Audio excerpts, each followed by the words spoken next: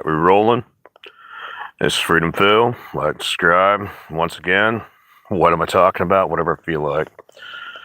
I just wanted to point out one thing. This podcast is not for kids. And it's not for kids because I swear I talk about real issues. And if you're a decent parent, you should actually know what your kids are watching.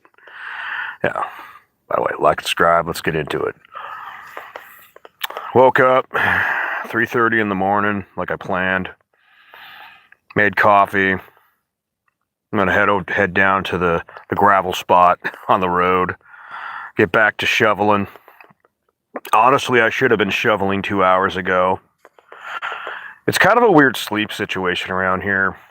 If I drink at night, have a couple vodka mixers, I wake up feeling okay. I don't feel hungover.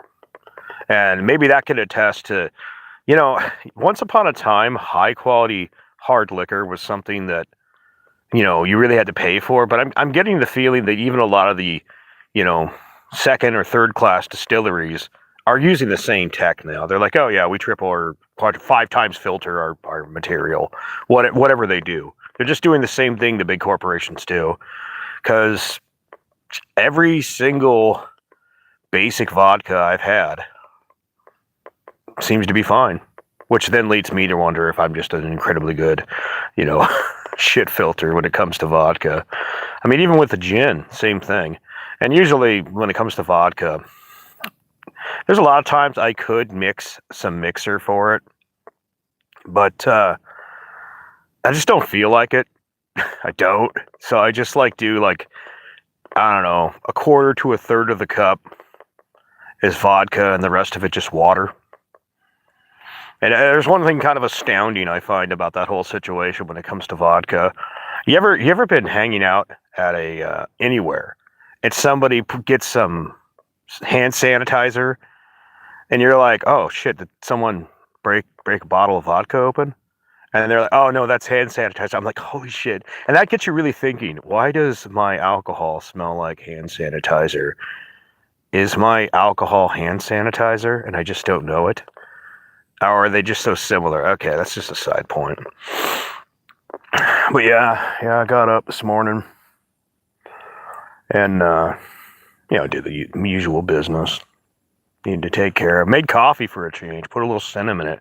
Apparently, capsaicin, I don't even know how to say the word, is it helps accelerate your metabolism a little bit. And that's pretty good. And here's a pro tip. If you're up in the Northwest, whether you're going to food banks or otherwise, there's always an abundance of pears and apples this time of year. You want to try something a little different? Go make a soup with apples in it. Just add a little cinnamon to it. I know it sounds weird, like, a good apple cabbage stew, or hell, I'll add apples to my ramen, my pasta. And, it's like, well, that's just weird. Well, everything's weird until it's normal. Okay? And maybe not everything has to be normal to be enjoyed. I don't know why I thought that, right? Like, maybe you can have things that you just enjoy. But, yeah, I do that. And you got to figure, I got to be honest, the only apples that I'm really stoked on eating, I think, are Fuji's. And it's partially due because Fuji's are almost like an apple and a pear. I don't know how to describe it. And their skin isn't like super, like, I love a Granny Smith, but the fact is a Granny Smith has that Granny Smith skin. A lot of apples that have the super stain power have that. And, the other thing you can do, this is the thing, if you're hitting the food banks or you just happen to have lots of apple trees or pear trees around, you just get Jiffy cornbread. And then you make what I call the Mutarian fruit loaf, where basically you take whatever fruit you happen to have. And we're coming to that point pretty quick here. We'll have Thanksgiving. I've kind of debated on whether I want to go bum change before Thanksgiving. Be like, hold the sign going north for Thanksgiving. And I'd even say, yeah, go north, and then I'll have immediately back south right afterwards. But I'm debating on it because it's one of those gigs where I could probably make easily 300, or I've never hit 500 in a single day. I think I might have hit 400. I really did try that one day. But I do have this kind of rule when it comes to the bumming. It it basically goes like this. If I feel the energy has to be right. Like I could have kept on bumming that spot the other day near that Walmart, but I'd already made like $195 in the short time I was there. And one of the things about that is you don't want to do it so long you're going to get run off potentially by the cops, because you don't want to make a name for yourself. But I have a feeling I could have easily made $300 there that day. And the other part of it was, and this is part of the reason I tell people, you know, if you're going to do the bumming, you gotta. It's like bumming for gas, bumming in general. You can't show up with a brand new vehicle if you're going to be bumming. You could do it if you're a chick. By the way, no offense to the ladies here, but I'm just going to be, like, I'd be fucking brutally honest about this. If you're a chick, you could literally show up at anything. You could even use. Oh God, this it would work so good. Escaping a bad relationship. Oh my God, the sympathy. Oh my God, the sympathy money, because like, oh God, sweet Jesus. But like the other one that works incredibly well is the poor family. I have to actually put some work into what I do because I'm just a guy with a dog and an old van. And the old van, people mistake that. They think that you're broke because you have an old van, and it's like, no. I just like my old van. So if I ever got like a newer RV, I do believe that would affect my bumming abilities. So that's part of the reason I just rather go back to trucking, work, invest, and then, every year take some of the dividends and live off that. Even though just like fishing, I actually really do love bumming. It's just, I don't know how to explain it. It's like fishing. You look at an area and you kind of, feel it out. You see like when you look at the water and you're like, okay, that looks pretty good. A little bit deep water over there. Good shade, good places for fish to hide or cattails or whatever. In the same way, I'm looking at a parking lot and I'm like, okay, the flow here goes pretty well here. Kind of like a bear setting himself up to catch salmon on the waterfalls. Okay, and you'll have other bums, just like other bears, that'll be out there like, oh shit, some other bum got to the good spot, and I'm like, yeah, that's right. That's why early bird catches a worm. Well, this like, and part of the reason I use the term bear is because you ever watch that show, the Yogi Bear show? Sometimes I feel like I'm Yogi, and either the people that run the businesses or the police are the ranger. Like, Yogi, what are you doing? And it's like, I'm just bumming change, Ranger. But yeah, I've kind of debated on whether I want to go bum, because I could bum probably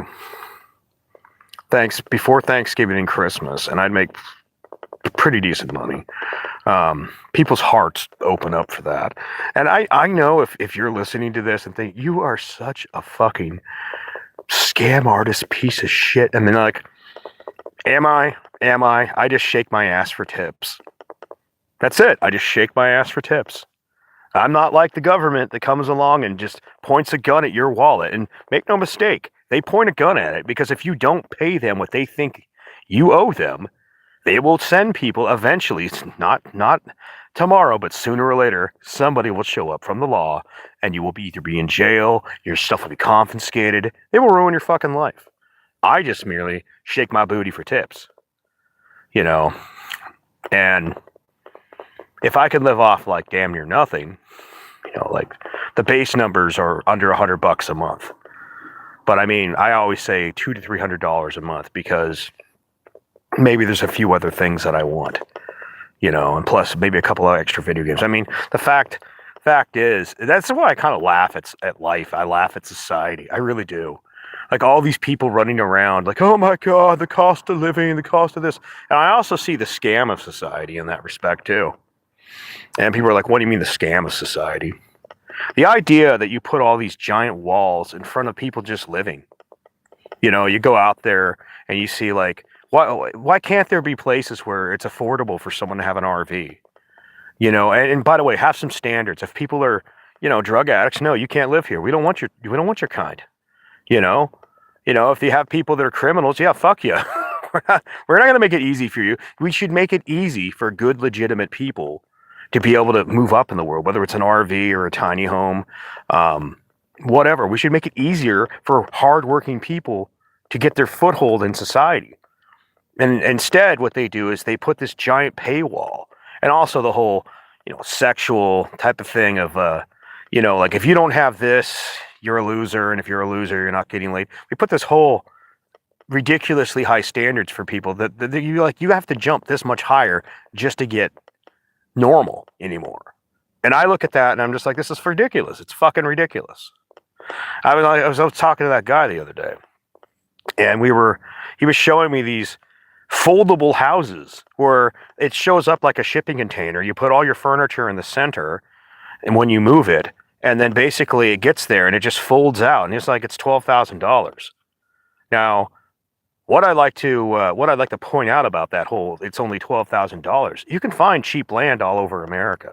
Now, imagine if you had a cleared spot, and mind you, you'd have to check these things to see for things like snow load and all this, but there's ways you could improve that structure for that very purpose. Like have some cross beams that you can easily set up inside and all that.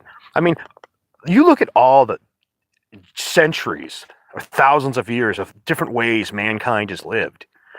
Whether it was like pit homes out in the desert, to avoid the heat and the cold, or longhouses in the Viking, or like the big longhouses that the Northwest natives would do,